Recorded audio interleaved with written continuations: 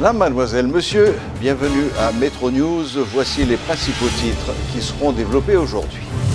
Le secrétariat permanent de gestion de risques et de désastres, SPGRD, annonce l'activation du plan national de gestion des risques face aux menaces de fortes pluies, avec risque d'éboulement, de glissement de terrain et d'inondation que pourrait occasionner l'ouragan Maria.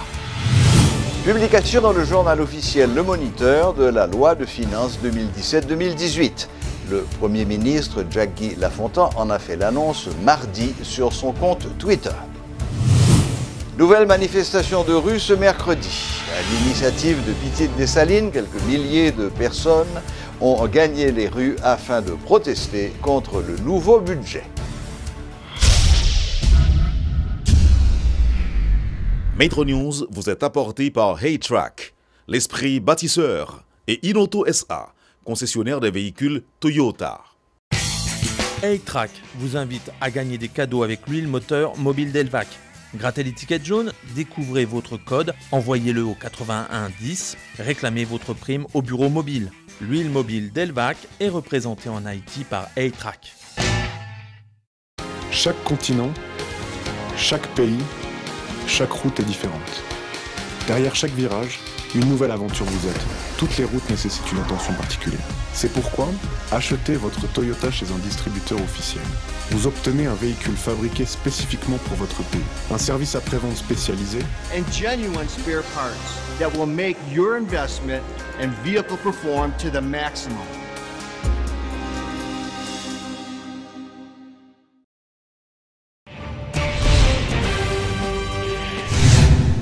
Le cyclone Maria, rétrogradé en catégorie 4, devrait se faire sentir sur le nord du pays dès ce mercredi soir en raison de la circulation des vents dans la périphérie de ce système. Des pluies sont donc à redouter pendant plusieurs jours, d'autant que le cyclone Maria paraît porteur de plus d'humidité que son prédécesseur Irma. L'alerte orange est décrétée par les autorités haïtiennes. Le secrétariat permanent de gestion de risques et de désastres annonce l'activation du plan national. Le SPGRD demande à la population des zones à risque de se préparer à l'évacuation. Le Premier ministre Jaggi Lafontan a assuré mardi que son gouvernement a déjà pris les dispositions pour acheminer dans les zones à risque les premières réponses à la population, nourriture et autres.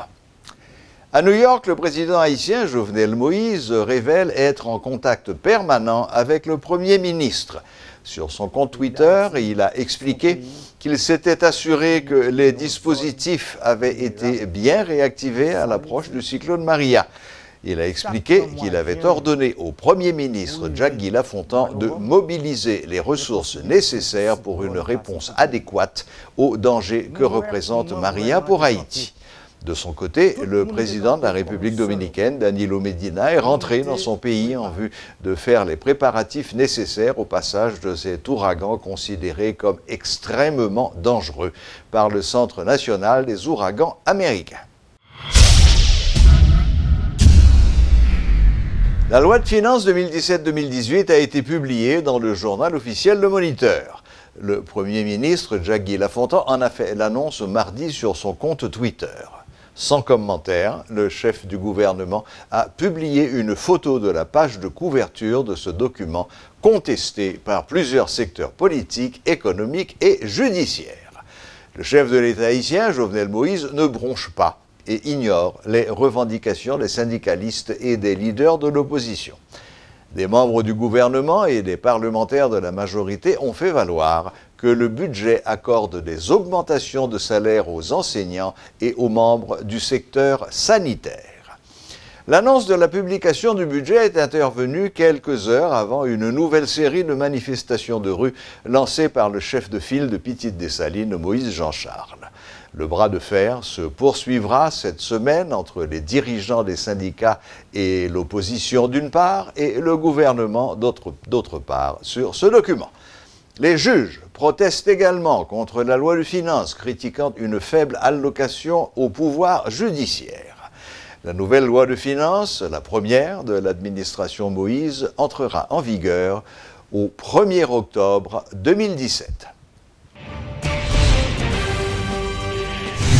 Malgré la publication du budget dans le journal officiel Le Moniteur, quelques milliers de manifestants de Petite-Dessalines ont gagné les rues de la capitale afin de protester contre le dit document.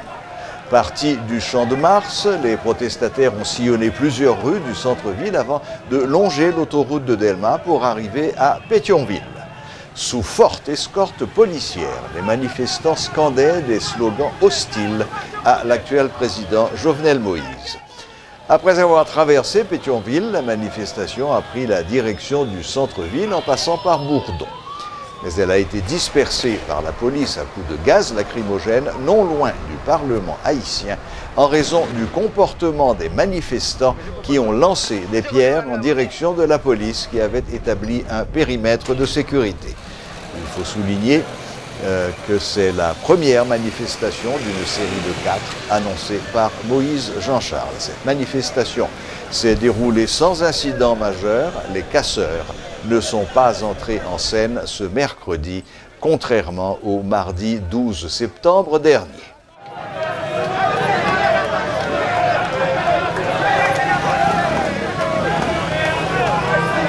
Napdi Jovenel, pays à pas pour lui. Napdi Jovenel, faut le connaître, son malheur est lié, faut le connaître, des malheurs qui vivent dans le ghetto, des malheurs qui vivent dans tout le pays. Napdi Jovenel, faut qu'il y aille, n'a prévenu des là, ouais pas ouais, grand matin, n'a pas un bon aéroport, pour nous dire toute équipe, faut qu'il y aille. Vive la révolution!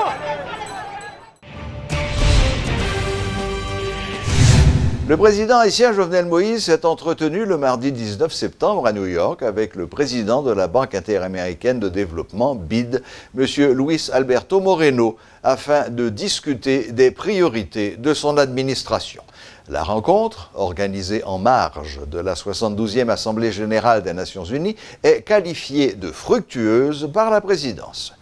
M. Moïse a mis l'accent sur la caravane du changement comme stratégie pour rendre l'État plus proche de la population en facilitant l'accès aux services de base et en fournissant les outils appropriés au développement.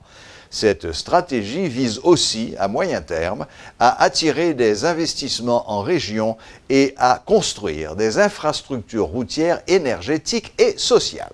Dans un communiqué, la présidence haïtienne a indiqué que le président de la BID a accueilli avec enthousiasme la volonté du chef de l'État haïtien manifestée par les initiatives de déconcentration des services publics, la lutte contre la corruption et la réforme de l'administration publique. Le président de la BID a promis l'adoption de dispositions pour appuyer la mise en œuvre des priorités de l'administration Moïse. Il a également annoncé une visite en Haïti en octobre prochain, afin de s'enquérir de l'avancement, entre autres, de la caravane du changement et d'évaluer ses besoins. Selon la présidence, cette rencontre s'inscrit dans le cadre des séances de travail en marge de l'Assemblée générale de l'ONU. Lancement ce mercredi du forum sur la compétitivité et l'investissement au centre de convention de la BRH, une initiative de l'État haïtien en collaboration avec le secteur privé des affaires. S'étendant sur 3 jours, ces assises doivent permettre aux acteurs d'identifier les solutions aux problèmes liés à l'investissement en Haïti. Le gouvernement se dit prêt à maintenir un dialogue franc avec le secteur privé qui, de son côté, souhaite conjuguer ses efforts avec ceux de l'État afin de parvenir à remettre l'économie haïtienne à un niveau plus ou moins acceptable. La fondation Zanmiti Moun a lancé ce mercredi une campagne de sensibilisation contre le choléra lors du passage de l'ouragan Maria. Cette campagne se déroule autour du thème « Urgence choléra, opération coup de poing ». Elle est réalisée en partenariat avec l'UNICEF et la DINEPA. Le responsable du programme de la fondation Zanmiti Moun, Litan Dorival, appelle la population à la prudence et à la vigilance durant cette période cyclonique. La campagne prend naissance à partir de période cyclonique, là, comme nous connaissons nos périodes cycloniques. Donc, les périodes cycloniques, toujours il y a une remontée de choléra.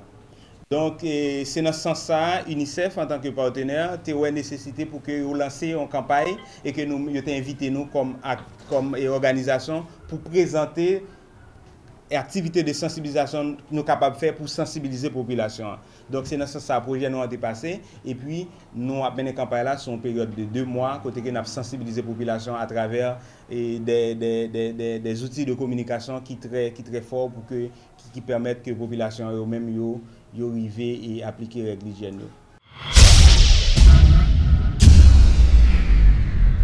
En moins de 2 semaines, le Mexique a été frappé par 2 ouragans majeurs et 2 tremblements de terre qui dépassaient les 7 et 8 points sur l'échelle de Richter. Ancienne collaboratrice de Radio-Télé Métropole, Sophia Désir, qui vit actuellement à Mexico, nous a dressé à chaud une description de la situation quelques heures après le séisme.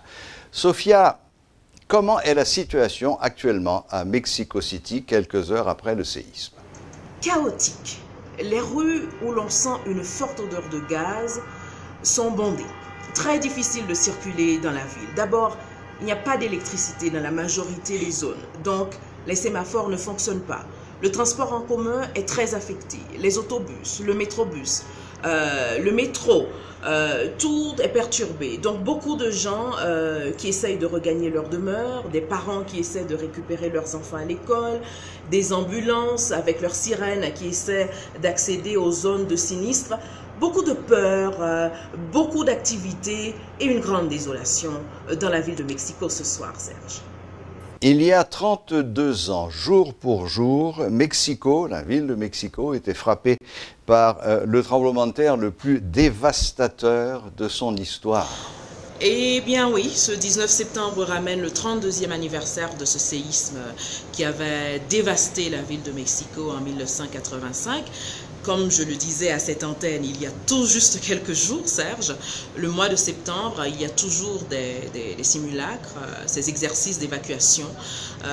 Donc ce matin, à 11 h, partout dans la ville, on a participé à l'exercice. Et à peine 2 heures plus tard, de nouveau, on entend l'alerte sismique.